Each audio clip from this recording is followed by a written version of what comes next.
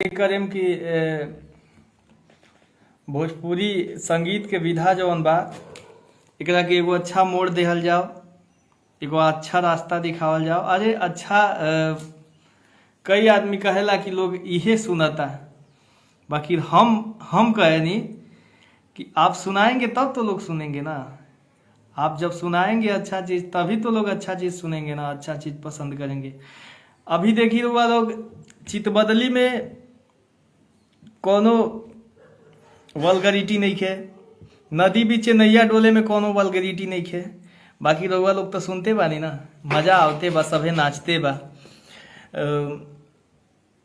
अपनी तो जैसे तैसे में कोनो वल्गरिटी ना रहे, ओहू के रउआ लोग काफी प्यार देहनी। पिया जन जाहू कलकतिया वहाँ सबतिया बसेले, एहू के तो रउआ लोग सुनतानी। बाबा के बगीचवा में बड़े बड़े नीमुआ तुड़े जाला छावड़ा छिहत्तरा रे। तो ये सब गाना अगर केहू सब कलाकार लोग से निवेदन करें कि रउआ लोग सुधारे के कोशिश करी भोजपुरी के। जरूर जरूर रउआ लोग अगर अच्छा सुनाए तो अच्छा लोग सुनी, बशर्ते वो अच्छा लागे के चाही, कर्ण प्रिय होके के चाही, कान में अच्छा माने गूंजे के चाही, जरूर अच्छा लगी, जरूर लोग ओकरा के पसंद करी।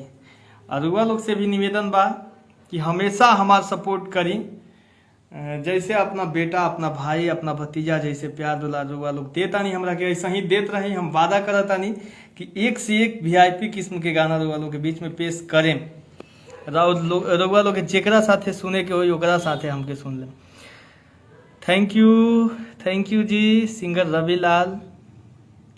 खाना हो गई भैया? ना भैया अभी तो खाना नहीं खे भइल, अभी खाना नहीं खे भइल, अभी हम गांव में बानी।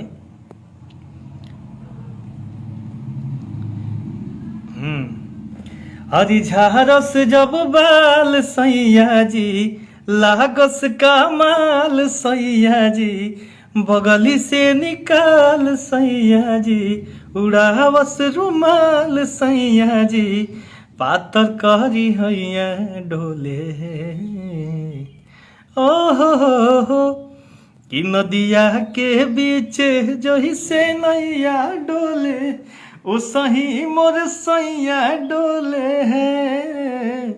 नदिया के बीच जही से नैया डोले, ओ सही मोर सैया डोले है। Thank you Guddu Raj Singh ji.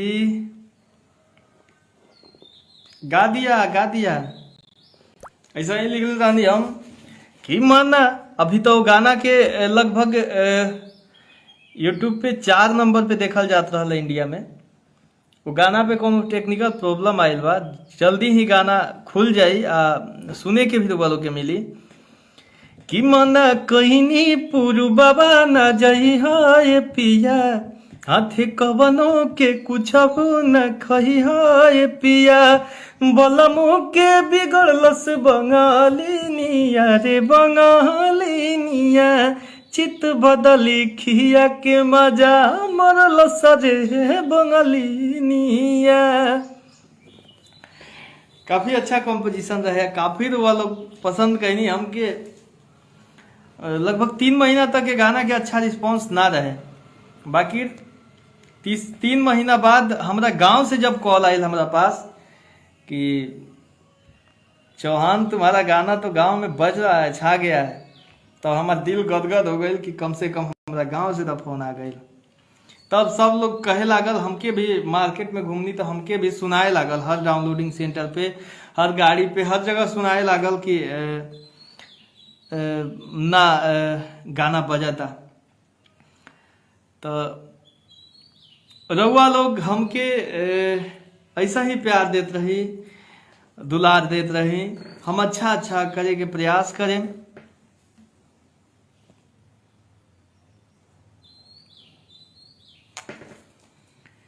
अभी सुबह में जब गाना रिलीज भइल परदेसिया, तो खेसारी भैया से वीडियो कॉल पे बात होत रहा, काफी मजा आयल है। वो गाना में जो हीरोइन काम कैले बा उनसे भी बात भइल है, काफी वो भी प्रशंसा कर रही थी कि अच्छा लिरिक्स लिखे हैं आप। आर्या भैया इस गाने का म्यूजिक किए हैं और शिल्पी राज जी ट्वीट किए हैं। खेसारी लाल यादव जी मेल में और शिल्पी राज जी फीमेल में।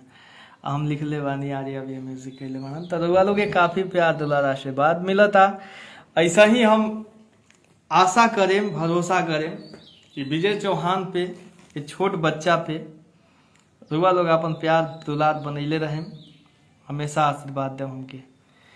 भाई शिल्पी जी इंडिया में, हाँ लिस्ट, शिल्पी जी इंडिया में 2 नंबर के लिस्ट पे अभी चल रही हैं। अब कहाँ से हैं भैया? सिवान जिले से हैं भैया, खरदरा हमारा घर हुआ। दीपक चौहान गोरखपुर से फुल सपोर्ट। थैंक यू भैया, थैंक यू।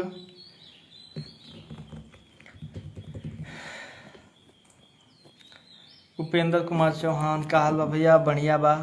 जेकर कमेंट हम ना पढ़ रहे होके भैया, नहीं लोकल तो हम नहीं पढ़ पहले, चाहे बात करत में भुला गए लोग तो से